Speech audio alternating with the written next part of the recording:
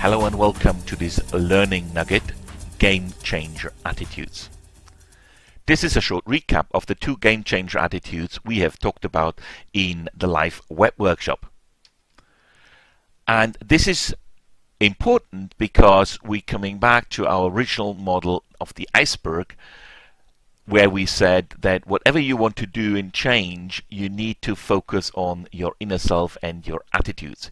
Your change happens at that level. And virtual context attitudes drive your behavior and your effectiveness as a virtual leader. And in a web workshop, we've selected two attitudes which we think are important to reflect on and think about what you need to change. And these were, first and foremost, the attitude towards presence, and the second, but also importantly, the attitudes towards meeting. So, presence in a virtual context. Let's first look at the most obvious one. The question is, how do you show up in a virtual meeting, mentally and physically? With mentally, we mean what attitude do you have when you sit in the front of your computer? How do you think about participating in a virtual meeting? Do you log in and sit in front of your computer somewhere, or do you actually enter a virtual room?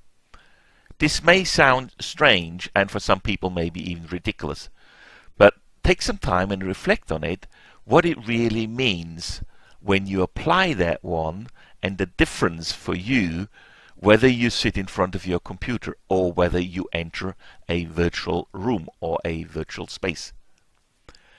Physically means, also in terms of the presence, how do you actually sit there?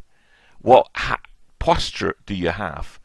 And that's very simple in terms of, how you speak, etc., how you create the voice, the impact of your voice, but also when you use video, how do you show up?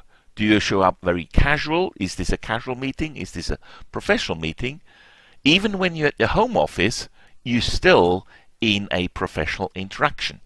So take some time and consider if you have something to move in a different direction.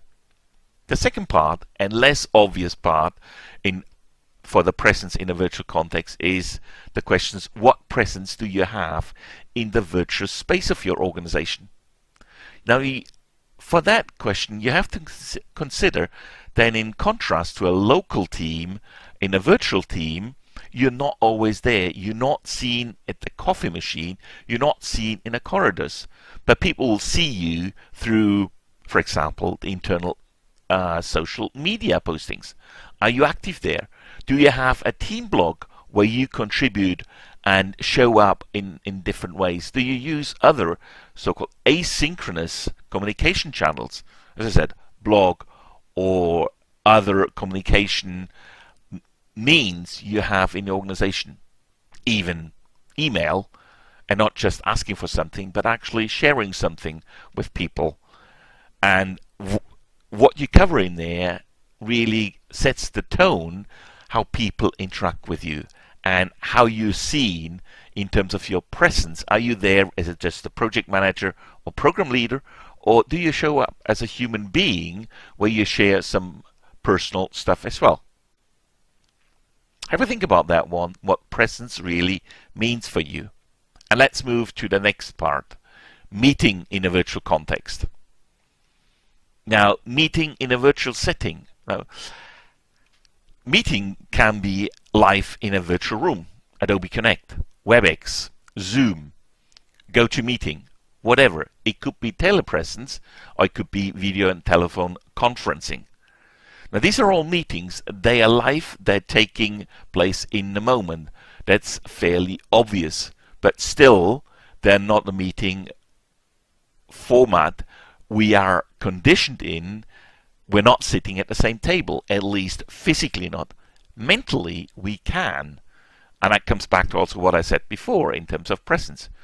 But meetings, for me, in a virtual context, in a modern organization, stretch beyond the live interaction. Stretch beyond the instant exchange situation.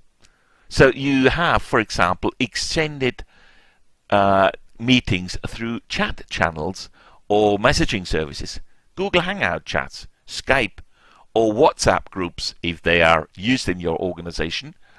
All these kinds can actually be a meeting and a conversation when you set that in the right attitude.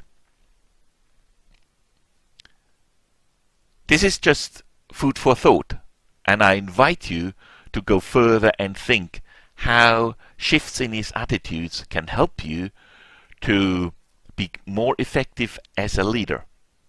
And I look forward to our conversations in the various coaching sessions. Thank you very much. Bye bye.